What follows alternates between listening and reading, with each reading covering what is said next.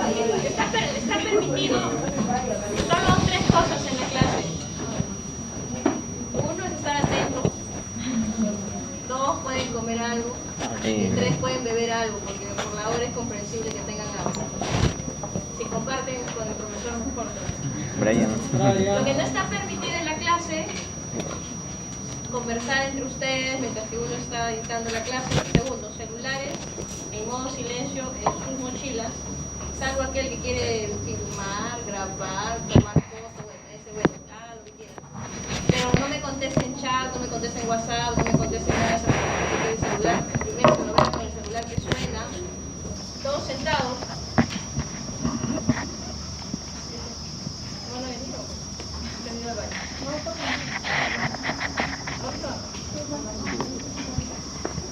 Muchachos, ¿dónde vas tú? ¿Estás parado? El único que está parado es por el salón, ¿dónde vas? ¿Qué? ¿Tú estás ensuciame? Entonces, ¿a dónde vas?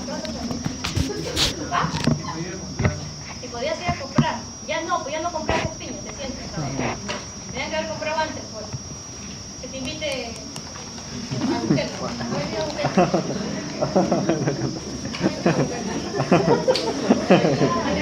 Se fue, doctora, se fue, ya se fue, doctora. Se fue, doctora. Ya. ¿Cómo no? A ver, comenzamos la clase, ¿ok? Comenzamos la clase. Si alguien tiene alguna duda, pregunta, levanta la mano y pregunta. Muy bien. Para hablar de hernias, tenemos que hablar de la pared abdominal. Entonces, para hablar de la pared abdominal, nos va a hablar Acosta. Acosta Catherine, ¿dónde está Acosta? Doctora Acosta, cuénteme, ¿cómo es los músculos de la pared abdominal? ¿Qué músculos conforman la pared abdominal? Los rectos, Ya. el oblicuo mayor, el oblicuo menor y el transverso. Muy bien.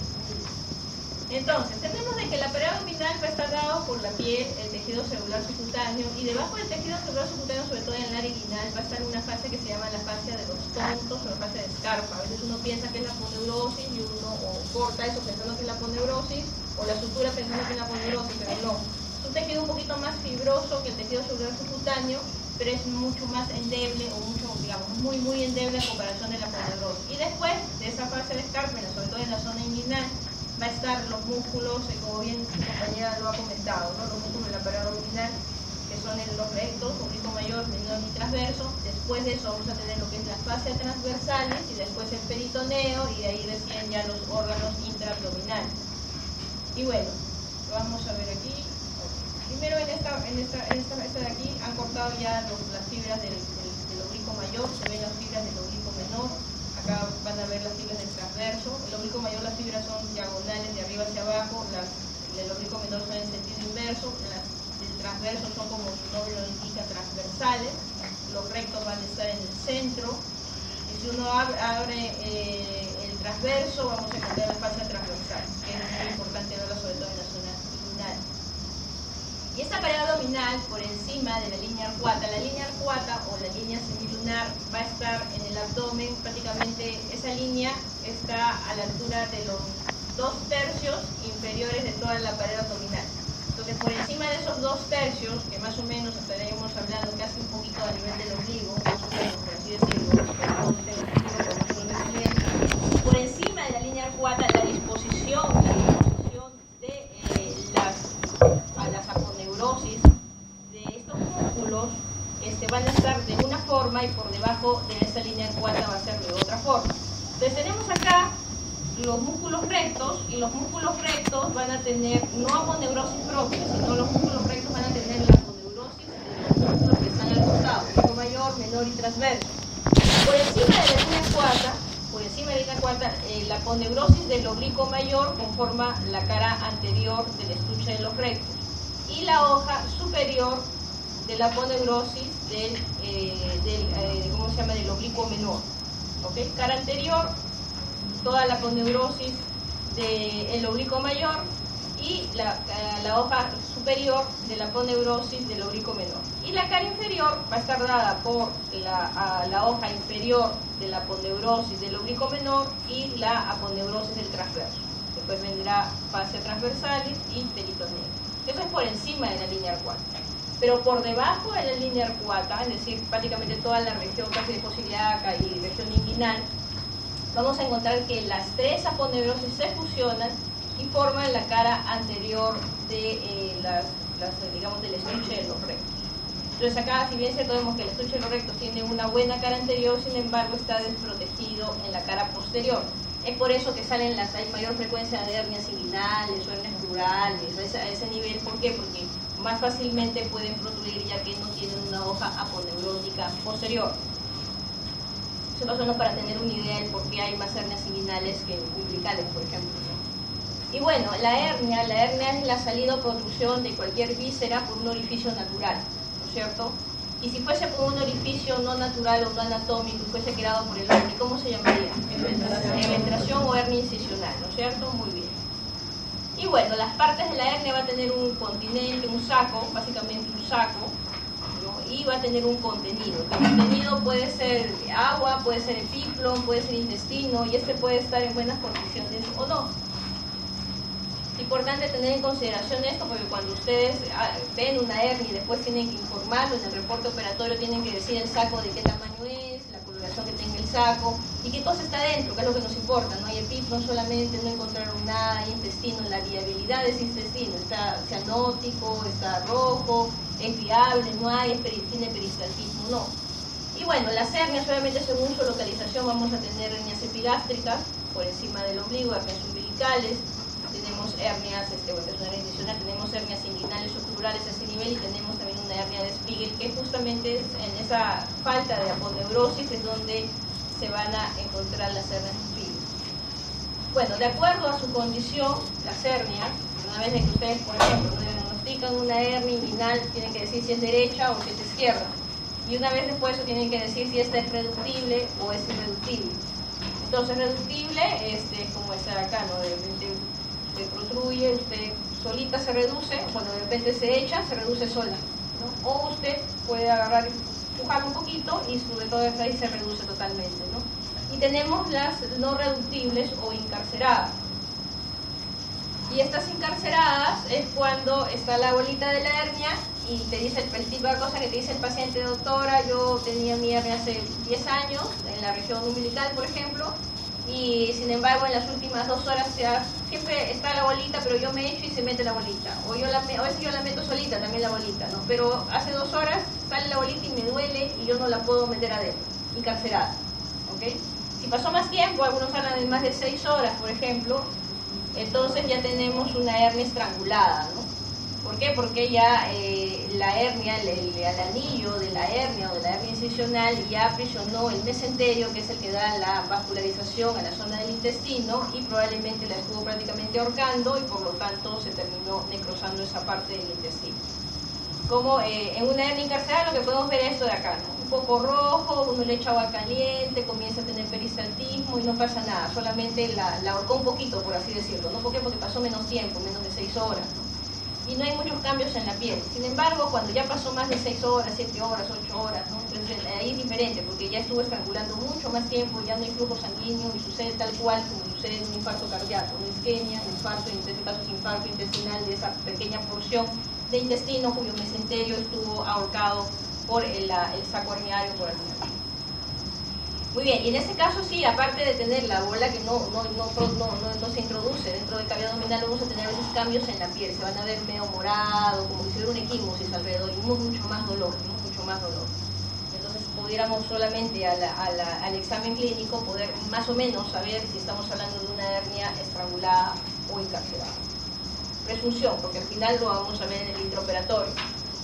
Y bueno, de acuerdo a su etiología, estas hernias van a ser congénitas, ¿no? El que nace con la hernia adquirida, pacientes que de repente su pared abdominal es un poquito laxa, pasa el tiempo, de repente no hicieron muchos ejercicios, o qué sé yo, o hicieron demasiado, personas de repente de construcción civil, donde tienen que cargar muchos pesos, la pared es cada vez más laxa y al final se hace la hernia, ¿no? Y bueno, obviamente las recidivadas son cuando ya hay intervención de la mano del hombre después de una cirugía, ya se llaman estas eventraciones o hernias incisionales. Factores predisponentes varios, ¿no? Herencia, edad, de repente obesidad, desnutrición, toda condición que indique una malnutrición, sea extremo de desnutrición o obesidad, siempre va a predisponer a que los tejidos no tengan la adecuada cantidad de colágeno, de proteínas, para que haya una buena, digamos, para que toda esa aponeurosis vayan bien en el tiempo, ¿no? Si uno es desnutrido, pues obviamente su pared muscular va a ser mucho más laxa, sus aponeuroses van a ser más laxos, mayor probabilidad para que exista una hernia.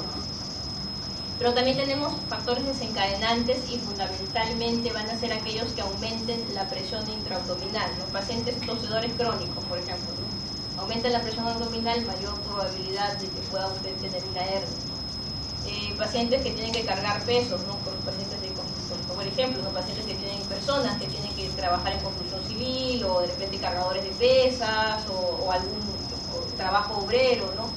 Ustedes que no cargan nada, de repente no van a sufrir hernia, ¿no? Entonces, pero además esto, o sea, todo lo que condicione el aumento de la presión intraabdominal, sea esto un tosedor crónico, epofibrosis, sea estreñimiento crónico también, por ejemplo, estreñimiento crónico, estrechez ureteral también, ¿no?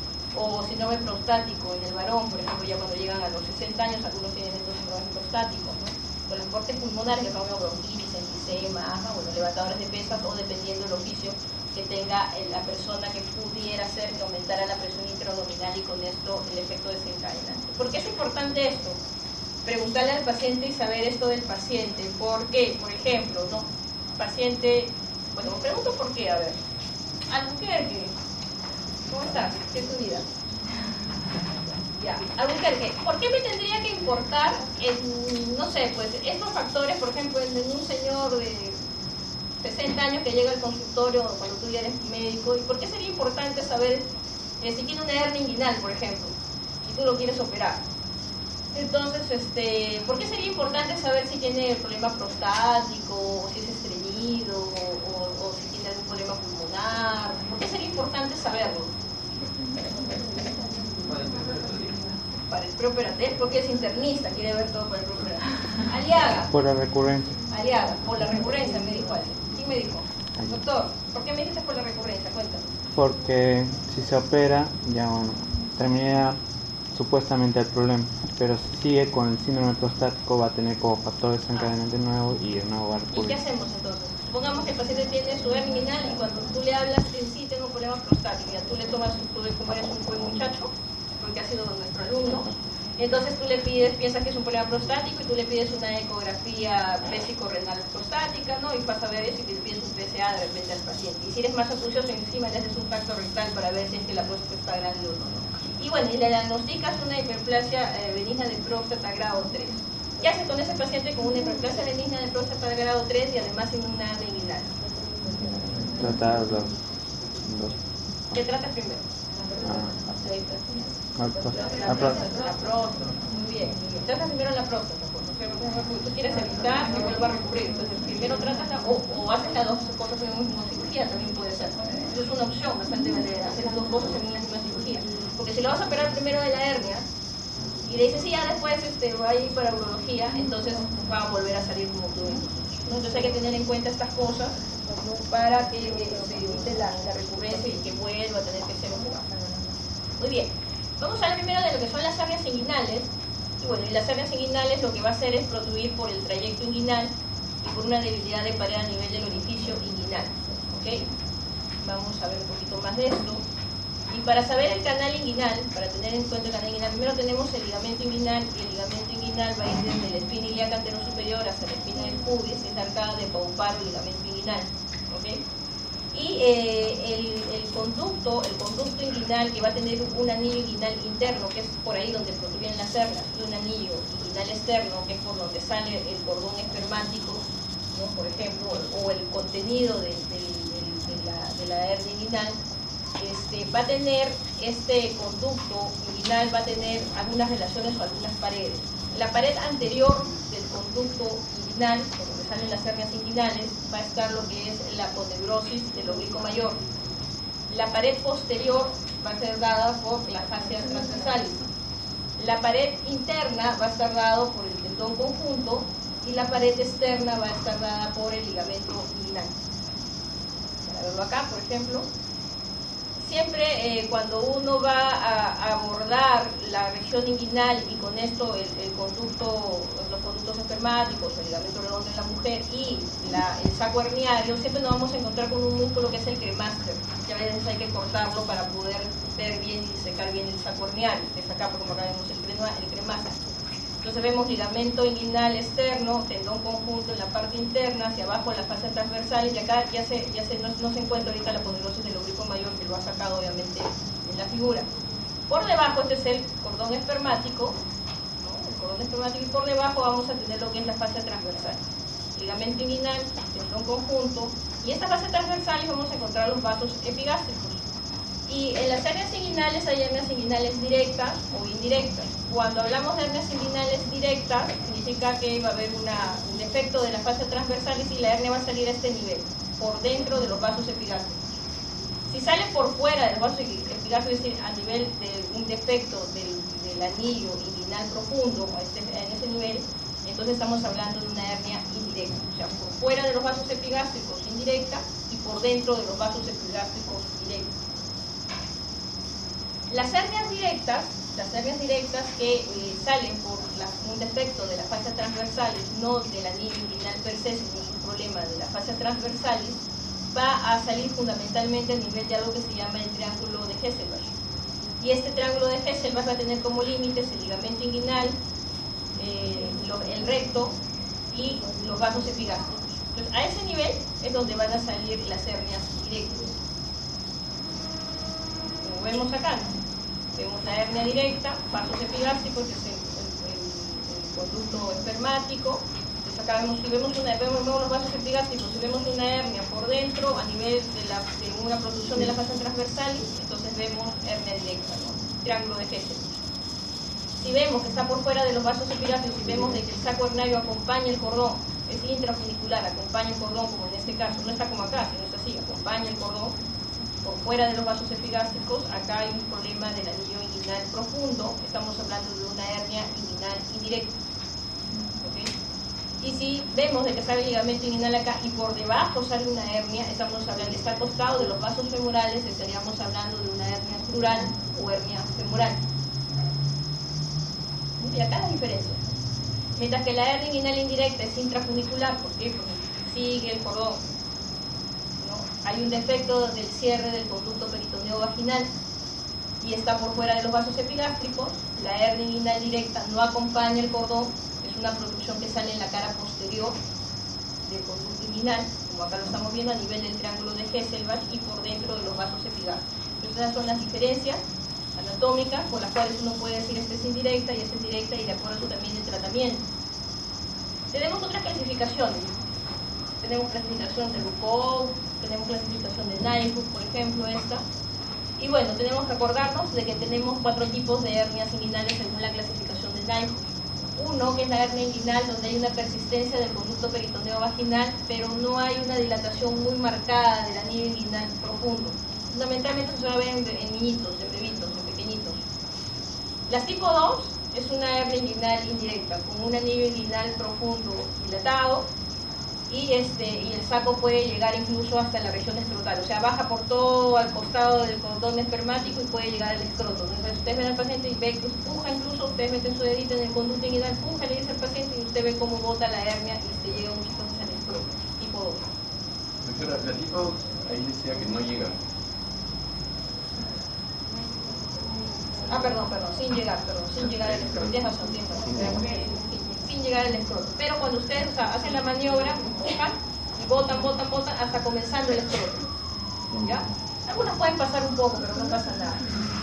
Las tipo 3, estas son directas, estas sí llegan al escroto, hernias inguinales que sí son inguinoescrotales, o sea, vas a ver que van a irse a todo el escroto, no se queda al comienzo nada más.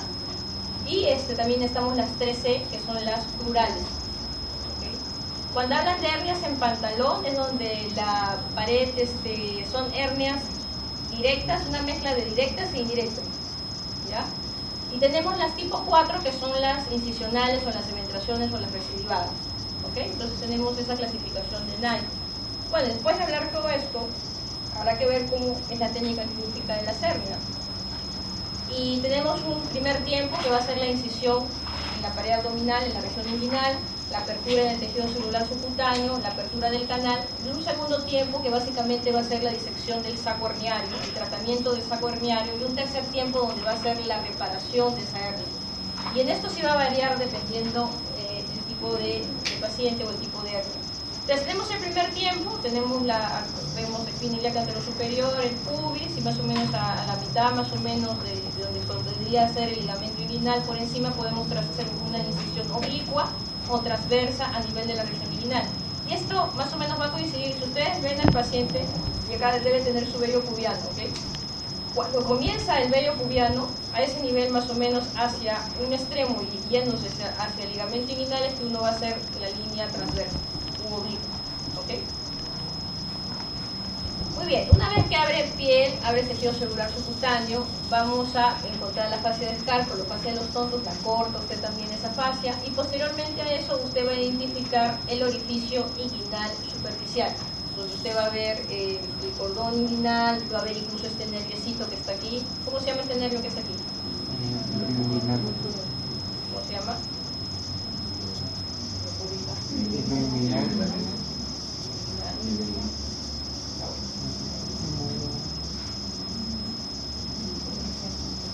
¿Quién sabe? Álvarez.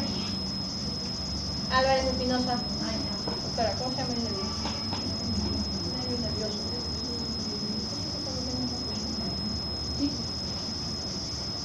¿Cómo se llama? ¿Inguinal qué? ¿Mayor o menor? Menor, o sea, ya. Bueno, entonces después de cortar la fascia de capa vemos, a veces no lo vemos tampoco este nervio, no siempre lo vamos a ver, ¿no? Pero a veces lo podemos ver y cuando lo vemos no lo vayan a cortar. Ya. Entonces, no vayan a cortar, porque si no es el neuropatía del paciente. Entonces, bueno, ven el ¿cómo se llama? El conducto. A veces acá también se ve la producción, ya se ve toda la pelotita, se ve acá también, ¿no? Entonces lo que ustedes van a hacer es identificar bien esta zona y van a limpiar toda esta zona y van a cortar la poneurosis del oblicuo mayor, que viene a ser la cara anterior del conducto inguinal. O sea, uno lo abre con la intención de ver su contenido y ver dónde está esa hernia. Entonces uno obviamente corta, cuidado con no llevarse esto, les gusta a veces cortar cosas a ustedes. Ya, después de abrir la poneurosis del oblicuo mayor y el conducto, con una gasita trata uno de ir hacia la región externa a buscar el ligamento inguinal en esta zona. Y hacia la parte interna uno trata de buscar el tendón conjunto. ¿Okay? Después de eso lo que se hace es identificar el conducto inguinal y buscar dónde está la zona de la hernia. Acá por ejemplo es el conducto y acá están comenzando a separar la zona de la hernia, la zona del saco herniario. A veces en esta maniobra acá nos encontramos con el cremaster. El cremaster hay que cortarlo para comenzar a disecar por un lado el saco herniario y por el otro lado el cordón, que no tenemos que cortarlo ni nada, el cordón lo tenemos que preservar. En este caso es una hernia inguinal indirecta. ¿Okay? Lo que hace igualmente es comienza uno a disecar todo hasta encontrar el cuello de la hernia. Uno ahí abre el saco herniario, ve qué contenido hay. Obviamente el contenido es el contenido intestinal, epiplo, uno lo reduce, lo mete a cavidad abdominal. ¿No? Y vean a ir del cuello, lo que va a hacer es hacer un punto trapeziante esta zona y poder cortar el saco herniario. Siempre verificando de que no vayas a cortar ninguna estructura de los vasos espermáticos ni nada de eso. Muy bien, acá lo que han hecho es meter toda cavidad y acá han dado la vuelta al saco herniario. Para hacer eso hay que darse cuenta que no vayan a tener un intestino acá y lo vayan a estrangular. Entonces, le puedes dar la vuelta o no, y mirando puedes hacer una jareta y después lo que haces es hacer la jareta, pones un nudo y cortas en esta parte. Diferentes maneras, ¿no? Puedes poner un punto en X, puedes hacer una jareta. La intención es que este saco, su contenido, lo regreses a cavidad abdominal y que después hagas un punto a nivel del cuello y después cortes ese saco herniario. ¿Y con qué se hace? ¿Con qué material? Van a ver en la mayoría de libros que se hace con seda. Hoy por hoy podemos utilizar Picrit también, para eso no es necesario usar seda, pero en los libros van a ver que se usa seda. Muy bien, se inspecciona que no haya sangrado, nada, y bueno, se corta en la zona de... Entonces, muy bien, hasta ahí estamos en una hernia inguinal indirecta y tenemos que ya pasaron, ya abrimos, ya encontramos el saco herniario, ya lo disecamos, ya pusimos el contenido del saco herniario dentro de cavidad abdominal, ligamos a nivel del cuello del saco herniario, le ponemos un punto o lo ligan si quieren, cortamos el saco herniario y ahora nos viene la fase de reparar, ¿no? O reforzar la zona de la cara posterior para que no vuelva a salir la hernia. Entonces, para esto tenemos que la reparación de las hernias indirectas se pueden hacer con un método clásico como la técnica de Bassini, o podemos utilizar, que ya casi no lo hacemos, pero que lo han hecho eso por muchos años, y después las técnicas de Lichtenstein, que es una técnica con malla. Y dentro de las directas vamos a ver después cómo abordamos el saco. Tiene que hacerse una técnica que se hacía técnica de McVeigh. Hoy también podemos hacer técnica de Lichtenstein, que es con malla. Entonces, en la reparación de Bassini buscamos unir el ligamento inguinal al tendón conjunto.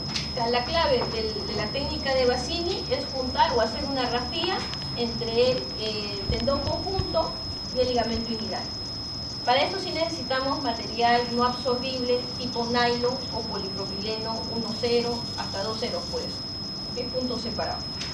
Entonces, acá tenemos ya solamente el cordón espermático, ya hicimos la ligadura del saco, ya resecamos el saco y nos queda ligamento inguinal y nos queda tendón conjunto. Y como ustedes ven, lo que se hace es desde la espina del pubis hasta llegar muy cerca al cordón espermático, al anillo inguinal profundo, hacer puntos separados. Se hacen puntos separados y se anudan. Técnica de Bassini, afrontar tendón conjunto al ligamento inguinal. Y cuando ya estamos llegando muy cerca del anillo inguinal profundo, por donde sale el cordón espermático y por donde en un momento está la hernia que hay que reforzar, hay que dar el último punto, pero lo suficiente, a lo mucho que entre el cordón y el último punto la yemita de su dedo meñique, ¿no? Porque si ustedes cierran por completo esto, hacen un punto muy cercano al cordón, también pueden estrangular el cordón. No es la idea, no es la idea porque estrangulan el vaso espermático y después el señor va a tener muchos problemas, se le va a caer algo, ya. Entonces, tengan mucho cuidado. Pero tampoco la idea es de que hagan, bueno, depende del dedito, ¿no? Porque hay deditos bien grandes, ¿no? Digamos, dejar unos milímetros que pueda holgadamente pasar el cordón espermático sin que lo estrangulen. Porque si lo dejan muy holgado, pasa de que vuelve a hacer la hernia y por gusto ustedes lo operaron, ¿no? Después aparece en el cuarto poder, panorama, negligencia médica, ya, muy bien. Una vez que ya pasó eso, hicieron la reparación por técnica de Bassini, ya pones nuevamente el cordón en su lugar, ¿no? Y posteriormente comienzas a cerrar la poneurosis del oblicuo mayor, que lo podemos hacer con un Vicryl 1,0. ¿Okay? Y cerramos ya la piel. Hay algunos que a veces cuando ven mucho tejido celular subcutáneo también cierran el tejido celular subcutáneo con Calwood. Pero si el tejido celular subcutáneo es de menos de 2 centímetros, no es necesario cerrarlo solamente con puntos de piel, sea con seda o sea con polipropileno, con nylon, también pueden hacer, ¿no? Pueden hacer sutura también subdérmica, ¿no? Siempre revisar el nerviecito, que no se lo vayan a llevar, ahí está el nerviecito. Si vamos a hablar de técnica de Lichtenstein, vamos a hablar de una técnica sin tensión. Todas las técnicas de Bassini, como después vamos a hablar de la técnica de McVeigh, son técnicas con tensión. ¿Por qué? ¿Por qué hablo de tensión? Porque tengo que afrontar este ligamento, este tendón conjunto que está aquí con este ligamento. Entonces tengo que juntarlo hago una tensión, juntar para que se cierre como una puerta ahí para que no vuelva a salir una hernia. Pero después se dieron las técnicas sin tensión, que son las más recomendadas porque tienen menos recidivas, y es colocar una malla. Acá no afrontas los ligamentos per se, sino colocas una malla que te ayude a que no haya mucha tensión y por lo tanto no se rasguen las fibras, y nos ponen una malla que por el efecto inflamatorio va a ser de alguna manera una pared de tensión por encima de la fascia transversal, ¿no? Entonces ponemos una malla que va a ir también igualmente de la espina del pubis y vamos a ir afrontándola con puntos separados o con surjet al ligamento inguinal y al tendón conjunto. Acá le hacemos como una pequeña muestra o cortamos un poco para hacerle como una bufanita al cordón espermático. Igualmente, tener cuidado en esta zona, fijarse de que no lo vayan a constreñir mucho para que el cordón pueda estar sin ningún problema. Entonces, técnica de Lichtenstein es la utilización de un material protésico, usualmente es una malla de polipropileno, y se fija la malla al ligamento inguinal y al tendón conjunto, puntos separados, puntos de surjet simple también pueden hacer, material no absorbible, nylon o polipropileno 2,0. La reparación de la hernia inguinal directa que conversamos de la técnica de McVeigh, vamos a hacer igualmente. Para la hernia inguinal directa vamos a hacer igual el mismo paso de piel, tejido celular subcutáneo, fascia de escarpa. Abrimos la poneurosis del oblicuo mayor y secamos el conducto inguinal y vemos de que encontramos esta hernia. Y vemos que esta hernia no está intrafunicular. No vemos vasos epigástricos y vemos afuera, por dentro de los vasos epigástricos, un bultito que sale de la fascia transversalis a nivel del triángulo de Hesselberg. Ángel, ¿cuáles eran los límites del triángulo de Hesselberg? El ligamento inguinal se puede cepillar del recto. Muy bien. ¿Cómo se nota que es una buena línea? Ya. Entonces, vemos esa protrusión, ¿no? A nivel de la fascia transversal y decimos esto es una hernia directa, ¿no? ¿Por qué? Porque no acompaña al conducto, está por dentro de los vasos epigástricos, vemos que en la fascia transversal vemos ligamento inguinal, el estuche de los rectos, ¿no? Y acá vasos epigástricos, entonces acá esta es una hernia inguinal directa. En el caso de la hernia inguinal directa, no se abre como en la hernia inguinal indirecta. ¿Por qué? Porque el contenido de la hernia inguinal directa usualmente es vejiga o anexo en la mujer. Entonces a veces uno corta y corta el vejiga.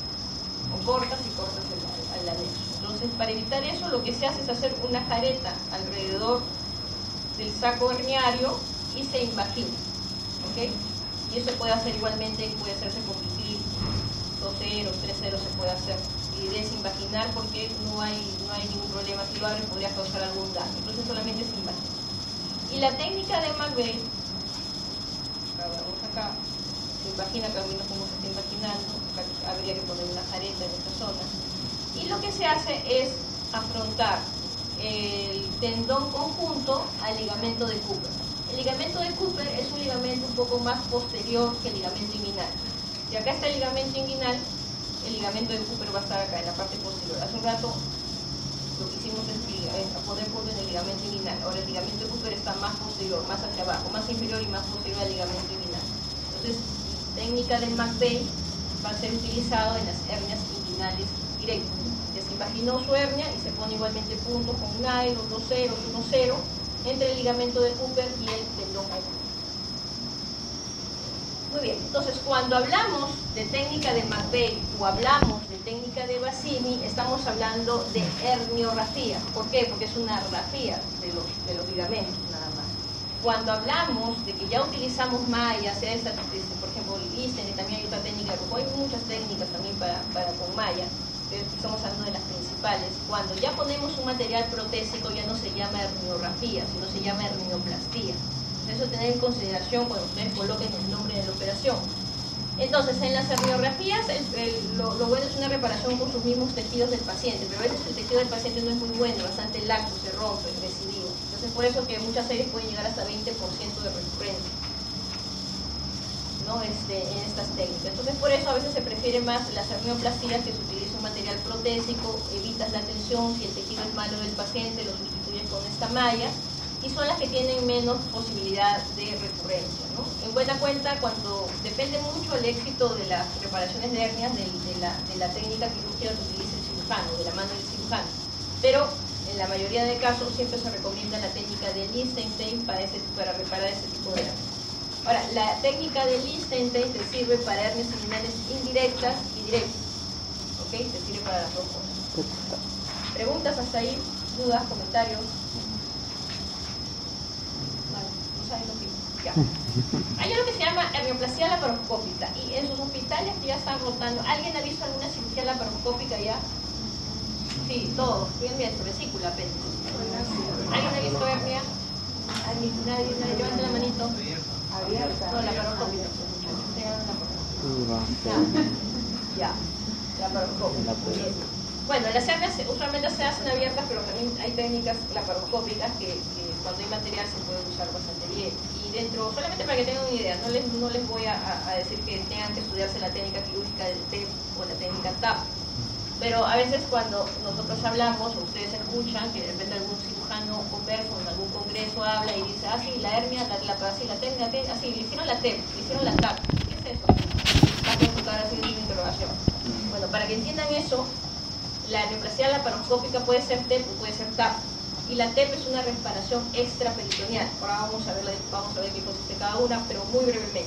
Y la TAP es una reparación preperitoneal, pero transabdominal. En la técnica TAP hay que llegar a cavidad abdominal. Así como ustedes han visto la colelada que entra en la cavidad abdominal, así es como la TAP, pero obviando la zona inguinal.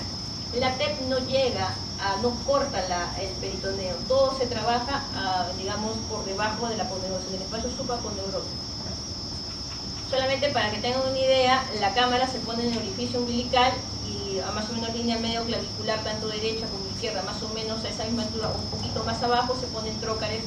No es necesario que sean de 12, pueden ser de 5 milímetros y 5 milímetros. Si se va a reparar una hernia inguinal derecha, el cirujano va a ir en el lado izquierdo. Y si es una hernia inguinal izquierda, el cirujano va a ir en el lado opuesto. Y el monitor va a ir a los pies del paciente. Como les comenté hace un momento, la técnica TEP no entra a cavidad abdominal, se introduce, se hace un corte a nivel umbilical, se separan todos los planos hasta llegar por debajo de la saponeurosis y por encima de la fascia transversal.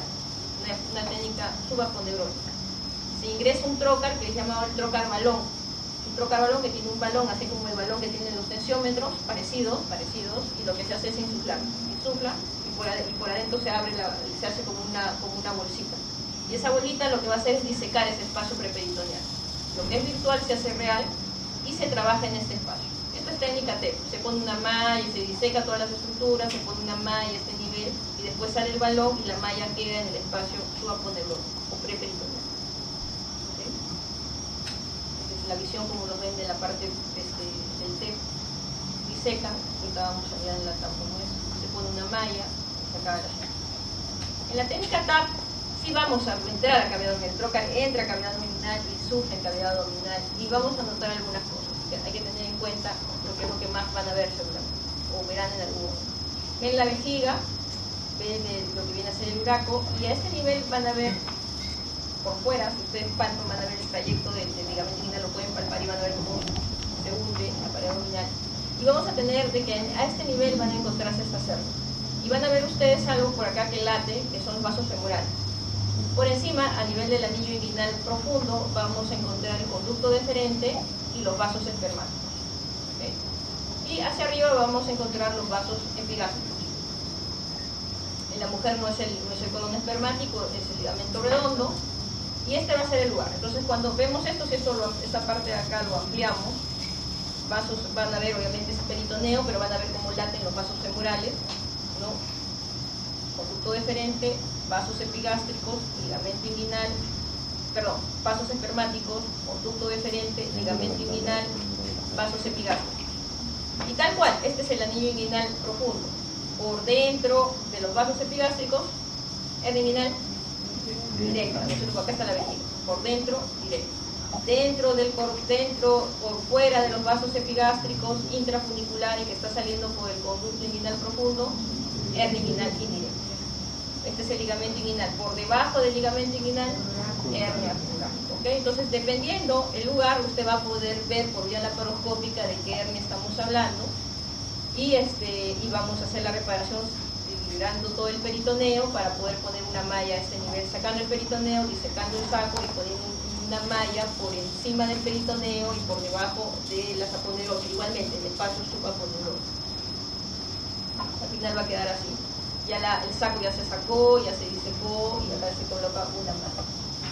En las hernias laparoscópicas lo que hay que tener cuidado son dos cosas. Hay algo que se llama el triángulo de la muerte, que es este triángulo de acá.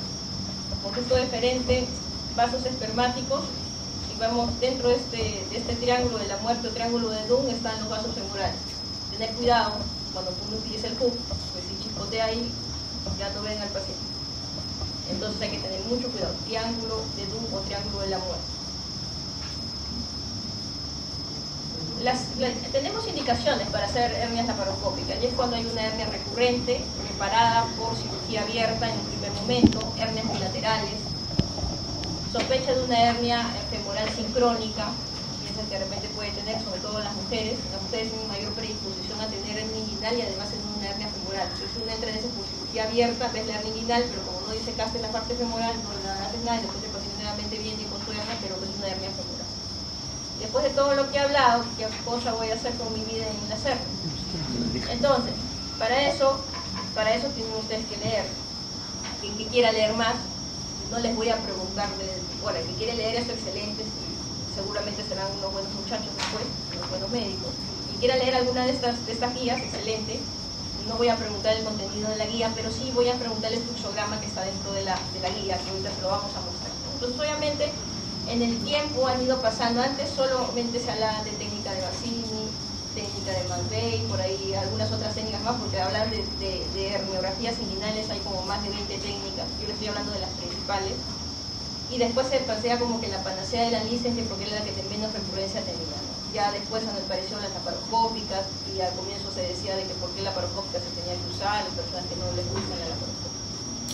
Entonces, en primer lugar vamos a tener dos tipos de hernias, ¿no? Aquella hernia que es selectiva, no que el paciente que va con su hernia al consultorio, usted dice ya, somos un preoperatorio, venga tal día y usted ya se lo hospitaliza y se lo opera.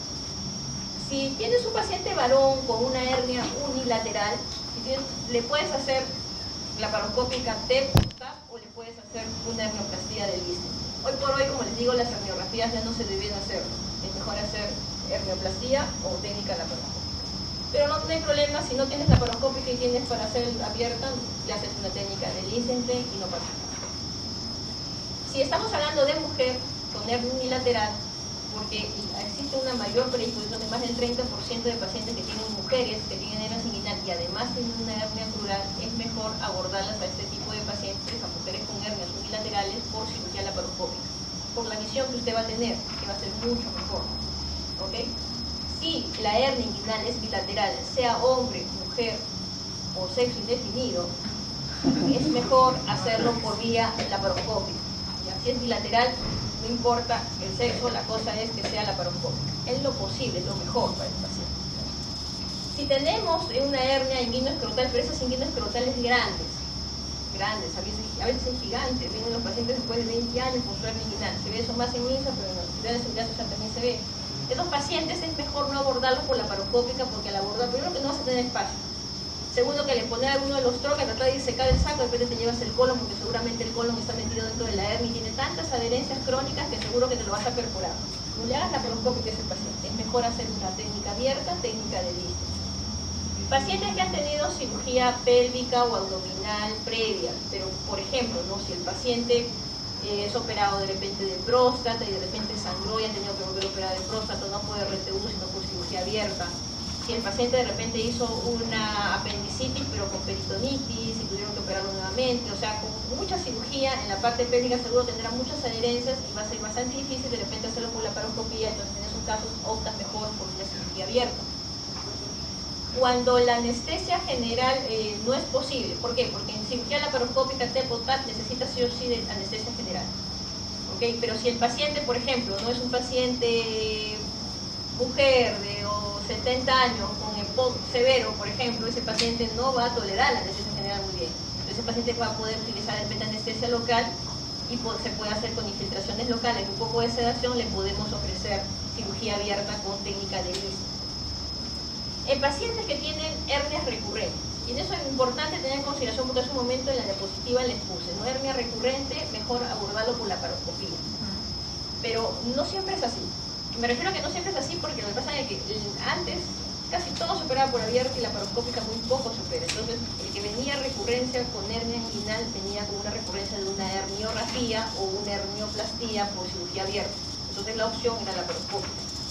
Pero ¿qué pasa cuando ya comienzan a operarse con laparoscópica y de repente aparece un paciente operado recurrente con laparoscópica? Le vamos a abordar nuevamente con laparoscópica.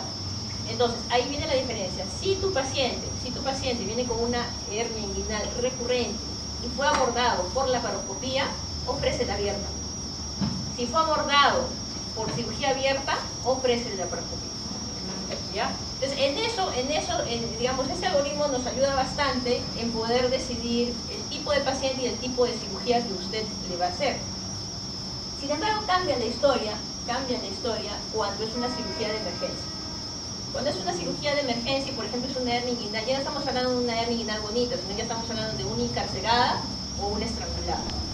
Y cuando está encarcerada, podemos hacerlo con cirugía laparoscópica, si lo tenemos, sí, lo podemos hacer. Solo si está encarcerada, entramos con el laparoscopio, vemos que está encarcerada, abrimos un poco el orificio, sacamos el intestino, hacemos toda la disección, ponemos una malla y se acabó la historia.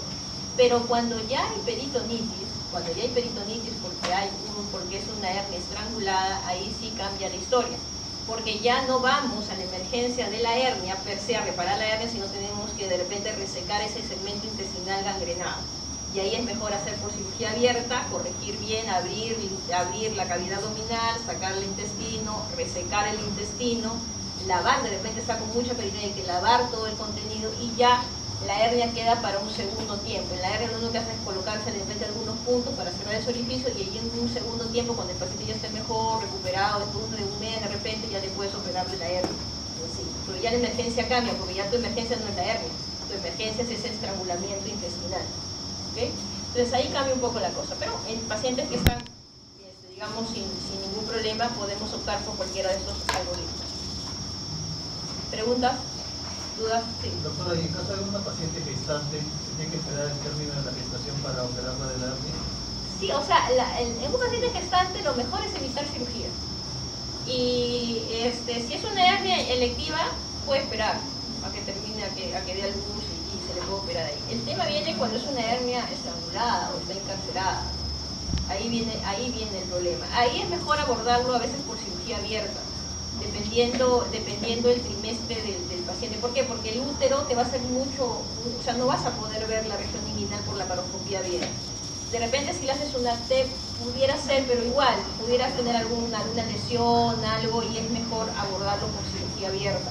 Y es más, o sea, si le puedes poner de repente anestesia local y solucionar el problema, sobre todo cuando es encarcelada, porque cuando es estrangulada no te queda otra más que hacer cirugía, o sea, anestesia general y operar y solucionar el problema. Pero si está bien, está con una hernia que lo tienes un tiempo atrás, espera. Ahora, en los pacientes, las mujeres gestantes, después de que dan algo por la distensión abdominal, quedan con una hernia umbilical, muchas de ellas. Entonces, la hernia umbilical regresiona en el tiempo. O sea, tú no que llega tu bebé, ya tengo que operarse la hernia umbilical. No esperas un año, de repente la vuelves a salir, de repente ya regresionó y no necesitas cirugía. O es una cosa muy mínima que de repente un paciente tampoco no se quiere operar, ¿no? Entonces, hay que tener en consideración. ¿Alguna otra pregunta más? Doctora, ¿una hernia inguinal puede causar torsión testicular? Torsión testicular no. Y es raro que te produzca una torsión testicular. Sería dolor escrotal, pudiera ser, porque o sea, las hernias escrotales a veces por lo pesado que es, digamos, duele, fastidio. O sea, podría presentar un ¿Estás paciente. preocupado, mujer? ¿Qué ha pasado? Dime, estoy bromeando. Cuéntanos tu caso. Un paciente con un síndrome escrotal agudo. Pudiera ser, como te digo. Es raro, pero pudiera ser. ¿Y cuál es la manera clásica de presentar de una hernia inguinal? La hernia inguinal es tienes un bulto en toda la región inguinal-escrotal, que sobre todo cuando te paras o cuando haces maniobra de valsalva va a protruir mucho más, ¿no? Pero sin dolor, ¿no? Te duele porque hay algo que está colgando ahí y fastidia. Y que fastidia a muchos pacientes, y por eso el paciente va a la consulta. El paciente a veces no va por el bulto, va porque le duele. O sea, camina y le duele esa zona. Ahora, que haga un problema que inflame esa zona, sí puede darse. Muy raro, pero se puede dar, ¿no? Sí se puede dar. O a veces tienen las dos patologías concomitantes también. Ya, no te preocupes. Muy bien, tenemos después lo que es la hernia crural, hablamos, es un 5% de la patología herniaria, y como mencionamos hace un momento, es más frecuente en la mujer, en el hombre casi no se da, por lo tanto la frecuencia, 6 veces en la mujer, mientras que es 1 para el varón, por ejemplo, ¿no? El diagnóstico de diferencial, en el caso de la hernia crural, que diferenciarlo de la hernia inguinal, y además de otras cosas, ¿no? Hay veces adenitis, ¿no? A veces son adenomegalias, adenopatías que están en la región inguinal. Tener en consideración eso, o lipomas, porque usted de repente lo quiere operar de la hernia, que lo opere, es un linfoma, por gusto usted lo operó, o una adenopatía, por gusto usted lo operó. Un acceso de eso es muy raro, y varices de safena sería aún peor, cuando uno corta a ver la varice de safena y se desangra el paciente. Entonces es importante siempre que vean una hernia inguinal o tengan sobre todo la sospecha de una hernia crural, es bueno hacer todo un estudio, digamos, una buena historia clínica, ¿no? Porque a veces muchos de estos pacientes al final no es una hernia, sino es una adenopatía y resulta que tiene un linfoma de fondo. Entonces, no quedarse con el diagnóstico que de repente se lo mandaron de algún sitio, todo al hospital, sino evaluar bien al paciente. Porque si es una hernia, esto es facilito, pues, ¿no? Entonces, no, evaluar bien al paciente, y si usted cree que necesita algo más, puede pedir una ecografía de partes blandas, o incluso una ecografía Doppler de partes blandas también, ¿no? Para diferenciar si es una varice de safena. Todo depende de la historia clínica que usted haga al paciente. Bueno, tenemos este es el ligamento inguinal, y por debajo va a estar toda la arcada femoral. Por la celda externa vamos a tener toda la parte de básculo nerviosa, o sea, los vasos femorales, ¿no? Y después acá tenemos lo que es el anillo crural.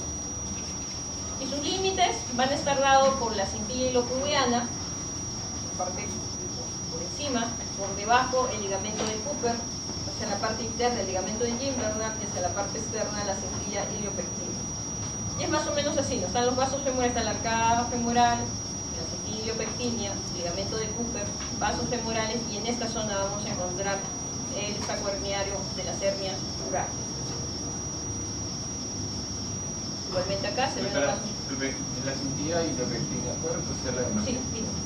Es esa que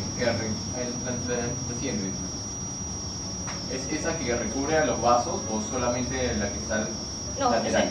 es esta es la cintillopectina. Ligamento de Jim-Bernard, ligamento de Cooper.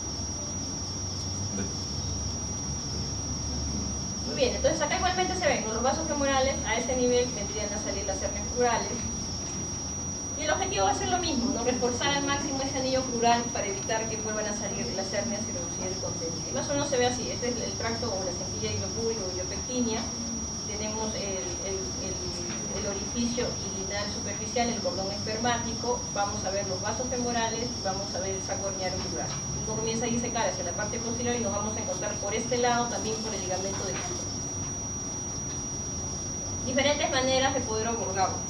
Ese saco sí hay que disecarlo completamente, abrirlo, regresar su contenido, porque muchas veces, a pesar de que sean pequeños, siempre se mete alguna víscera y como es pequeñito, se estrangula con mayor facilidad. Hay que tener en cuenta. Y son los que más duelen, Hay que disecar bien el saco, abrir el saco, ver el contenido, ver cómo está el contenido, si es que está encarcerado, estrangulado o si no hay mayor cosa. Y posteriormente a eso, lo que se hace es obviamente abrirlo, hacer el punto o una jareta alrededor, se corta el saco y después hay que reparar la zona crural. Y muchas formas. Una forma es reparando o de alguna manera poder hacer unos puntos entre la fascia pectínea y el ligamento de Cooper, por ejemplo. Otra forma que es mejor aún es colocar a veces se habla de un cono de Robbins, pero realmente es la malla, le puede dar una vuelta así como hacen con las serpentinas cuando son chiquitos, ¿no es cierto? Le dan una vueltita y lo pone justo después el saco ya lo sacaron todo, el saco queda adentro y queda todo el anillo crural, y lo que se es colocar ¿cómo se llama? Este cup o este rollito de malla, y lo que se hace es fijarlo a la parte, digamos, externa, interna, y o sea, como los 4 puntos cardinales. Hay algunos que a veces ponen una mallita pequeña igualmente entre la cintillopectina y el ligamento de Cooper, también ponen la mallita para evitar que salga nuevamente esa hernia crural. Es mejor ponerle malla Pero la cirugía de la hernia inguinal también tiene sus complicaciones, ¿no? Entonces para eso hay que tener en cuenta mucho la hemostasia, la coagulación, evitar, ¿sabes? Por eso, hematomas, infecciones, a veces también hay, en muy pocos casos también hay rechazo en la malla, y hay que volver a entrar para sacar la malla, pero eso pasa en menos del 1%, ¿vale? Orquitis o atrofia testicular, pero eso es cuando usted se liga el vaso espermático. Usted se liga y se corta el vaso espermático, ahí sí puede haber problemas testiculares. El problema de la recurrencia y el dolor crónico, conocer bien la inervación. Hace un momento vimos dónde estaba el nervio inguinal menor.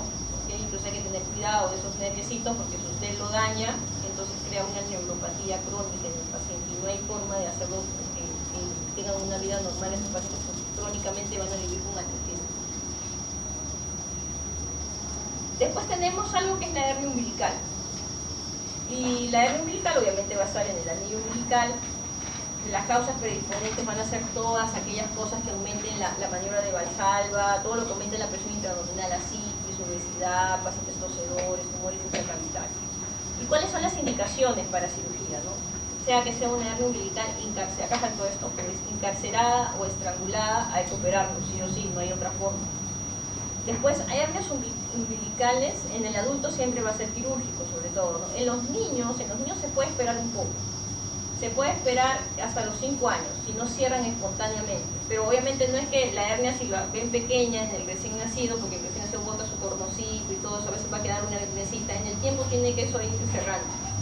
Pero si en lugar de cerrarse comienza más bien a quedarse abierto o abrirse más, ahí sí hay que tener cuidado. Entonces los niños mayores de 3 años con un anillo mayor de 1.5 centímetros es mejor operarlo, porque no van a regresionar en el tiempo. ¿Okay? En los adultos todo se opera, a no ser que tengan alguna contraindicación. Si ustedes van a ver los libros de texto, usualmente van a ver que la incisión lo hacían de esta forma, el ombligo, y hacían como una sonrisita. Bien fea es la incisión ahí. es mejor hacer una incisión transumbilical, dentro del ombligo, para que no quede la cicatriz por fuera. Eso es lo que van a ver en la mayoría de los libros, bien feo. Bueno, una vez que hicieron la incisión transumbilical, lo que van a hacer es comenzar a disecar igual el saco herniario. Acá lo que están haciendo es darle la vuelta a todo el saco herniario y después abrir el saco herniario. Ver el contenido igualmente, esperemos que no esté estrangulado ni nada para poder colocarlo adentro. Y después, en este caso, están haciendo una herniorrafía, que es colocar puntos simples en la aponeurosis. Disecar bien la zona de la aponeurosis, porque a veces es bastante grasa, y disecar bien. Yo les recomiendo igualmente poder usar una malla a este nivel, ¿no? Subaponeurótico o supraponeuróticamente, pero pudieran también hacerlo con rafia. Y después el ombligo se fija, porque como ha tenido que liberarlo de la aponeurosis para poder sacar todo el saco herniario, entonces después hay que fijarlo en la parte de adentro. Esta todavía es más fea todavía. Pero a veces la incisión depende mucho del tamaño de la hernia, ¿no? De repente es una hernia más grande, ¿no? En la técnica de Mayo es lo mismo, la disección del saco, el contenido del saco, toda la diferencia de las técnicas es más que todo la forma como reparan al final el orificio. Pues en este caso es una técnica de Mayo, ya disecaron todo bien las dos partes y lo que se hacen son como puntos en U, pero buscando de que esta parte de la aponeurosis cabalgue sobre la otra, como que si se formara como una carterita, por así decirlo, un sobre, ¿okay? Y se hace con puntos en U, técnica de Mayo, y además hacen un surriel en esa, digamos, sobreposición que existe entre las aponeurosis. Esa es técnica de Mayo. De alguna manera dicen ellos de que no solamente están haciendo una rafía per se, sino están tratando de imbricar sus mismos tejidos para que sean un poquito más fuertes. Pudiera funcionar, sí puede funcionar en muchos pacientes, ¿no? Y lo que les comentaba, las estas hernias, pero componiéndole malla, ¿no? Y la malla puede ser o supraponeurótica por encima de la aponeurosis, o se puede buscar el espacio subaponeurótico también para colocarla, ponerla en unos puntos de anclaje con nylon o polipropileno y cerrar ese orificio herniano. Después tenemos lo que son las hernias incisionales. Pero antes de hablar de las hernias incisionales, son las hernias. Entonces, pero hacer una pregunta breve. Aparte, doctora, una pregunta breve. A ver, ¿qué hacemos? Una pregunta de práctica, básicamente. Yo me puedo poner a hablar mil cosas, pero si no se les queda algunas cosas prácticas, hay que ver eso. Muy bien. ¿Qué pasa? ¿Usted en qué hospital está, doctora? En el Sabogal. Muy bien, doctora. La doctora está en el Sabogal, en la interna de guardia, en su primer día, justo en el tópico de cirugía, ¿no? 2 de la mañana, no hay nadie, solo ella y los pacientes. Entonces llega un paciente, varón, vamos a poner mujer, una paciente mujer de 60 años, hipertensa, diabética, controlada con sus pastillas, y que te refiere de que ella ha tenido siempre un bultito en la zona inguinal de más o menos unos 3 años, más o menos, que se ha percatado. A veces le duele, a veces no, pero lo siente ahí, que lo siente más duro en esa zona, ¿no? Y está con bastante dolor. Aparte de eso, tiene náuseas y ha vomitado en la noche. ¿Okay? Le examinas y escuchas que tal vez su barriguita un poco distendida, ruidos hidroaéreos un poco disminuidos, palpas la región inguinal y ves una tumoración de más o menos, palpas la tumoración de unos más o menos unos 3.5 centímetros de diámetro en la región inguinal derecha, pero no lo tienes claro si esto es inguinal o es plural, porque la señora es un poquito gordita, de repente no lo tienes muy claro. ¿Ok? Muy bien. ¿Ves eso? ¿Qué haces? ¿Le preguntas algo más al paciente? ¿Le pides algún examen? ¿Qué haces con esa paciente? Funciones vitales, frecuencia cardíaca en 95, frecuencia respiratoria en 20, presión en 120,80 y frecuencia respiratoria 16. ¿Qué hacemos con ese paciente? Conoce la ubicación exacta para ayudarme a poder pedir una ecografía. O sea, jugar la ecografía en la madrugada. No hay. No hay.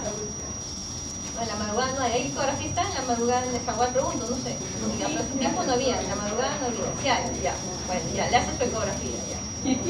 Ya, vamos a ver, supongamos que fue el ecografista y le hace su ecografía y dice, a ver, se ve ecografía, ¿qué le pones? ¿De partes blandas? Claro, el abdomen bajo. Ya, pero ¿de partes blandas o abdominales? De partes blandas. De partes blandas. Abdominal. Abdominal. Ya, en lo abdominal te dice vesícula normal, vaso normal, interposición gaseosa. Interposición gaseosa, no se logra ver más. Ese ya me ha despertado.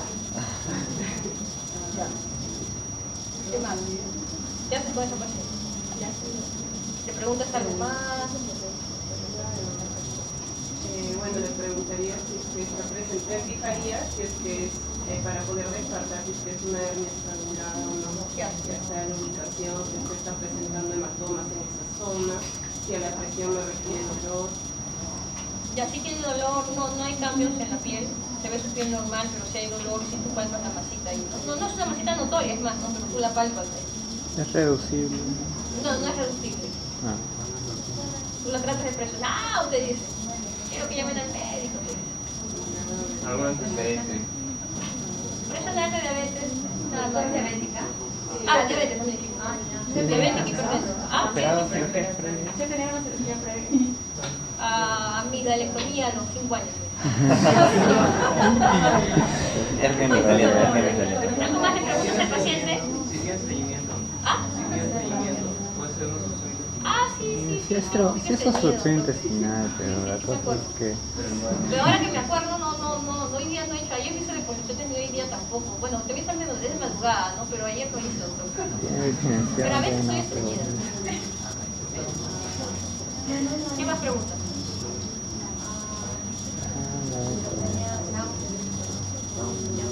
Un poco de náuseas, tuvo y vómitos, que vomitó la cena. Es madre. ¿Ah? Es madre. ¿Por qué le vas a regalar algo por el día de la Mira, si es madre, tiene 2 hijos, uno estudia en la Ricardo Palma. Claro, me refiero a cómo nacieron. Cesárea o... No, una parto normal. Pero me estaba viendo como me preguntan. Tengo 60 años, ya mis hijos son grandes. Ya, ¿qué más? ¿Qué más le La preguntan? paciente me está refiriendo a náusea que podría sospechar que está haciendo una función intestinal. Ya no hay, no ha hecho deposiciones, peristaltismo disminuido. Podría sospechar. Ya, pero ¿qué pides? ¿Qué haces con ese paciente? Ya, tú puedes sospechar mil, ya. Tú sospechas eso, tú dices, doctor, yo creo que de repente, supongo que tú piensas que la hernia está encarcelada, que está produciendo más. ¿Qué haces con ese paciente? Hago todos los prequirúrgicos para que la metan la Claro, persona. es así, radical. O sea, ¿usted qué quiere hacer cuando sea grande? Creo que ¿Intensivista, cirujana o qué va a hacer? ¿Qué cirugía? Usted va a ser la doctora de enfermera, ya operamos, después vemos qué pasa. Pero ¿cuál puede ser válido? ¿Algo más? ¿Cuál es el tiempo de dolor? Y más allá de eso, ¿cuánto tiempo lo tiene ese bultito ahí duro que no se mete ni nada? El tiempo es importante. ¿No? ¿Por qué es importante el tiempo? Ay, desde la tarde, doctora, te dice. Entonces el paciente quiere hacer ese programa sala. ¿Alguna otra parte de hacer su preoperatorio? ¿Algo más que quisieras hacerle de repente para confirmar algo que quisieras? ¿La TAC? ¿Cuánto vale una TAC, doctor? ¿Cuánto vale una TAC?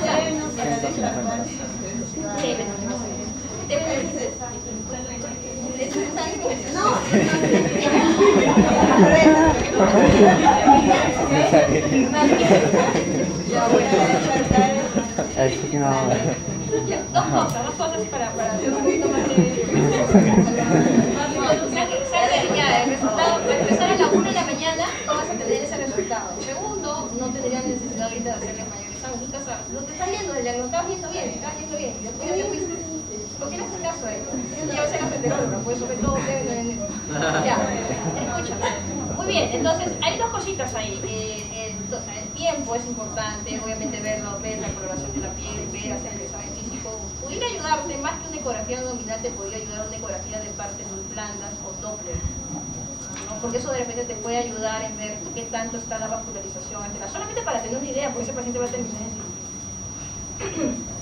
Y el otro punto es que pudiera usted pedir de repente una placa simple de abdomen, que es mucho más barata y que tiene menos radiación, de repente le pide cúbito para ver si hay alguna oclusión o hay alguna fatiga. De repente, si quieres terminar de completar porque quieres presentar ese caso en la revista de la Ricardo Palma, ¿no?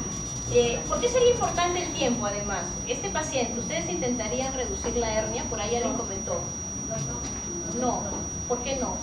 Las estranguladas no se Las estranguladas no se reducen, ¿no es cierto? Las encarceladas exagerada pudiera ser, si hace 2 horas, 3 horas, de repente está ahí y no tiene mayor sintomatología más el dolor ahí, de repente tú puedes hacer que se reduzca esa hernia, ¿no? Con maniobras. ¿Cómo se reduce la hernia todo esto? ¿Qué le das? A ver.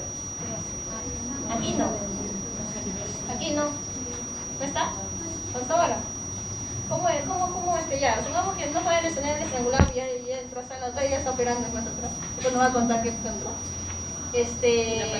Única será 2 horas, 3 horas, de repente que está, no hay signo de náuseas ni vómito, no hay signo de obstrucción intestinal y usted lo quiere introducir. ¿Cómo se hace? ¿Le hace algo farmacológicamente, manualmente o qué hace? ¿Cómo se hace eso de reducir esa hernia? Maniobra manual. ¿Alguien ha visto las reducciones de hernia? Creo que se le da un relajante muscular, clorfenamina, creo. Claro, le puedes dar un relajante como un diazepam de repente y de repente algo para el dolor porque le está doliendo, ¿no? Y en algunos casos de repente se le puede dar una iosina, ¿no? Usualmente es diazepam y un diclofenaco. El diazepam, cuidado, no hay que darle mucho. Y después de unos 30 minutos lo vuelves a evaluar al paciente y haces una maniobra que va desde la parte externa hacia la parte interna tratando de reducir la hernia. Con cuidado, ¿no? Porque hay algunos residentes muy acuciosos, muy locos, por así decirlo, que lo introducen pero hacia la mala y y entra la hernia, pero con toda y la perforación. Y el paciente ya está, ya ves tu casa, te dicen. Y el paciente hace una peritonitis en su casa y regresa con una perforación intestinal. ¿Okay? Entonces hay que tener en cuenta hacer bien esta reducción. Ya, en ese mismo paciente que la doctora lo metió a sala, ahí va. ¿Está ahí va? Está enfermo. ¿Está enfermo? Me dijeron que era. Doctora, ¿qué hace con ese paciente? Ya entra a sala, abre, ¿qué va a hacer? ¿Entra por la región inguinal? ¿Entra por la parotomía? ¿Cómo hace? Bueno, en ese seguro podría entrar por la paroscopía, por la región umbilical para ver De repente, porque de repente ya piensa que podría estar encarcelada nada más, ¿no? Pero si uno ve que está estrangulado, hay peritonitis, sácase el laparoscopio y si hay peritonitis hay que abrir la parotomía y si no hay peritonitis y es la hernia nomás que está, si está estrangulada, mejor se abre, ¿no? Se hace todos los pasos y se busca la viabilidad de la asa intestinal. Usualmente a veces la asa que está media morada, uno abre ya el conducto, digamos el anillo inguinal profundo y ahí se abre, digamos como que descansa el intestino y está medio moradito, lo que hacen es ponerle compresas de agua tibia, caliente, hasta que recupere el color. Si recupera el color y hay peristaltismo, se salvó de la recesión intestinal. Si no recuperó color y no recuperó peristaltismo, hay que hacer una recesión intestinal y una anastomosis término terminal, que ya lo han hecho los conejitos. Algunos han hecho bien, otros han dejado huecos a los conejitos. Ya. Muy bien, entonces bueno, en las hernias incisionales o aventraciones igualmente uno va a tener nombre y apellido de acuerdo a su localización y si ha sido, una cosa es la localización, no puede ser, si es una aventración de la región inguinal, de la región epigástrica, si es recurrente o no y en qué zona está. Siempre modificar la zona, de acuerdo al tamaño, de acuerdo a la recurrencia, hay que siempre ponerle nombre y apellido, ¿no? Si es pequeño, si está, en qué zona de la pared abdominal está, si es la primera recurrencia, la segunda o la tercera recurrencia, si es sintomático, asintomático y si es reductible o no es reductible, porque también hay eventraciones carceradas y eventraciones estranguladas. Muy bien, entonces los factores de riesgo para desarrollar una hernia incisional es utilizar material absorbible. Ya no se hace eso, pero antes, por ejemplo, se cerraba con cálculo, por ejemplo, ¿no? La pared y eso podía aumentar la posibilidad de hacer hernias incisionales. Infección de herido operatorio igualmente duplica, en algunos casos se triplica la posibilidad de hacer hernias, ¿no? La posibilidad de que hay que ver la profilaxis, la asepsia, la antisepsia adecuada para evitar estas infecciones de sitio quirúrgico.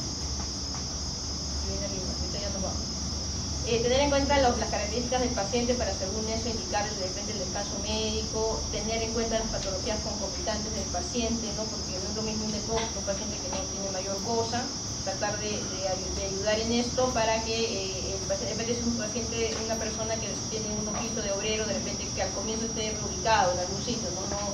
Que lo ubiquen de repente los primeros 6 meses en otro sitio y después continúe su labor, de repente como sugerencia a su centro laboral.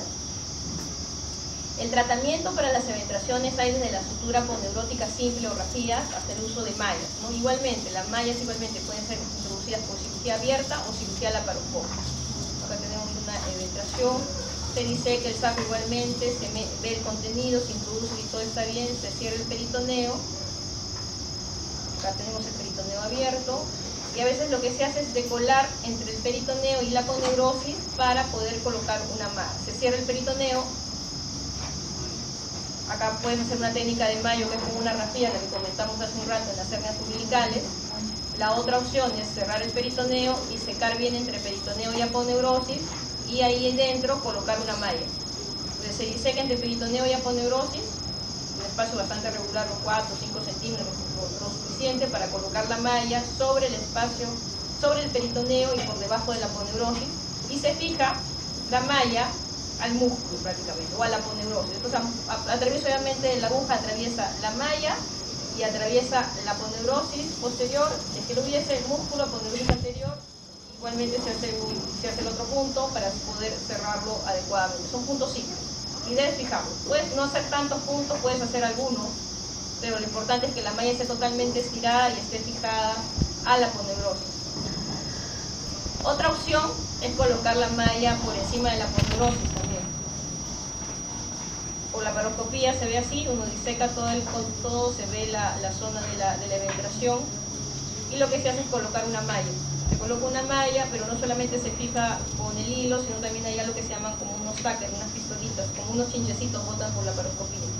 Y se recubre después con peritoneo encima, porque si pones una malla de polipropileno en contacto con las vísceras hay un gran problema, se pueden adherir. Entonces que hay que decolar todo el peritoneo para meter la malla y posteriormente colocar los tackers fijándolo a la aponeurosis y después el peritoneo cerrado.